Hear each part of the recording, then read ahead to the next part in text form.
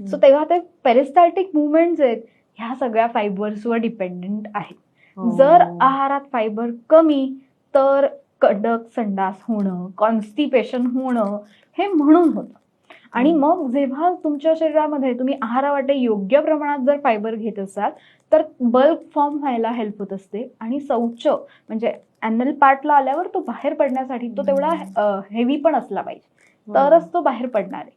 तर ती ही सगळी प्रक्रिया नीट व्हायला शरीरात फायबर हे खूप महत्वाचे. आता ह्या फायबरचे 2 प्रकार पडतात, सोल्युबल फायबर्स आणि इन्सोल्युबल फायबर्स असे हे 2 प्रकारचे असतात. आता सोल्युबल फायबर्स म्हणजे जेव्हा ते पाण्यात विरघळतात तेव्हा ते जेली टाईप सबस्टन्स तयार करतात. जसं आपण बघतो की भेंडीला जो चिकट स्त्राव असतो तो फायबर आहे, किंवा आपण एखादं मोसंब वगैरे बघितलं की त्याचे जे तंतुमय पदार्थ आहेत ते सगळे फायबर्स आहेत. जसं आपण पालेभाजी बघितली, ग्रीन व्हेजिटेबल्स बघितल्या तर पालकाला जे धागे धागे असतात ते सगळे फायबर्स आहेत की त्याचं पचन शरीराद्वारे होणार नाहीये पण तरीही ते महत्वाचे.